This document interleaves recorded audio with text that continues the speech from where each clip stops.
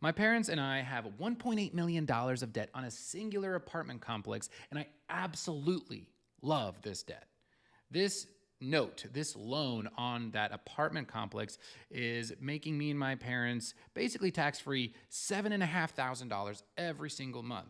Net, net, net. Like that goes into our pockets every single month. And the amount of rents that this property is making is way more than that.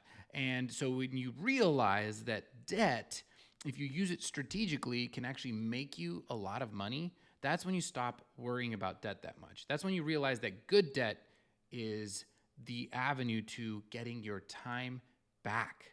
Because there's two different ways, I believe, of thinking about debt. You can think about it from like a scarcity and fear mindset, or you can think about it from an abundance mindset. And then what ends up happening is a lot of people that think abundantly, they realize that the thing that they value the most in life is time and experiences while they're here in this very short life of ours. And when you realize that time and experiences is the most valuable thing to you, especially with maybe your family or your friends or whatever it is, then you start realizing, well, how can I get more time? How can I have more experiences? And then you start realizing, wait a second, good debt versus bad debt. Good debt is the kind of debt that other people pay off and that actually gives me money every single month, quarter, year. And that allows me to be more free to do what I want to do. And then you realize that bad debt really is just like the consumer debt, like the 20+% credit cards or whatever. And you really do try your best to shy away from that. And you focus on acquiring more debt that actually makes you more time, gives you more freedom, gives you your time back to experience more of life. And that's why, going back to that $1.8 million of debt, I love that debt. And in fact, that debt is lower than it was when we first acquired that property. When we first acquired that property, it was about $1.95 million of debt. But over the past 5 years, the tenants in that property have paid that down. And the property has appreciated in value about $1 to $1.5 million so far since the time we purchased it. So we have grown wealthier, we have acquired income, and somebody else has been paying down that debt. It's incredible. Oh, and by the way, I'm not going to stop now. I'm hooked. I want to acquire more good debt. And if you think about owning a personal, primary residence, your own home, and so many people out there, especially those that listen to Dave Ramsey all the time, nothing against the guy, but I don't like what he teaches sometimes when he says, hey, yeah, you need to be absolutely debt-free, a stress about it, rush to just pay everything off, even the low interest rates sometimes. Gosh, why would you pay off an interest rate that is basically equal to that of inflation right now? You're basically not losing money by just holding on to that debt. It's okay. Your question you should be asking, here's the question you should be asking, right?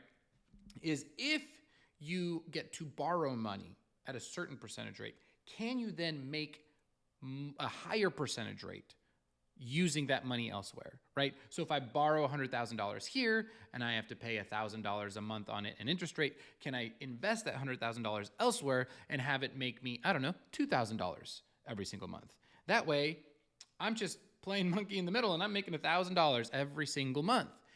That is what you have to start thinking about. What you want to do is you want to acquire the skills to make that happen. How to borrow money and then make more money from the money you borrowed. It's called arbitrage. I mean, really, you can think about it like Amazon.com. People buy cheaper things and then they sell them for more expensive. That's it. They just do a good job advertising. They've learned that skill on how to advertise that product, how to source it less expensively and then sell it for a higher price.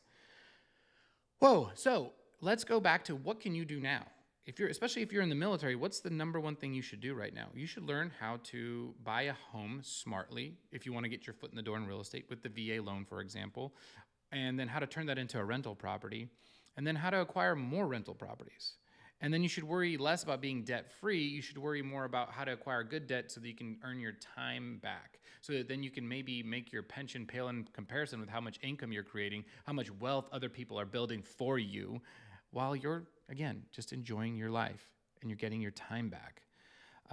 This is my day 11, I believe, of my 30-day challenge to do these vlogs. I'm Mark Yancich from Active Duty Passive Income. And if you enjoyed this video, I would ask that you just partake in our mission to spread financial freedom, unlock it for those who serve and their families. And again, just please like and share, and I'll be in the next video. So talk to you later. Bye.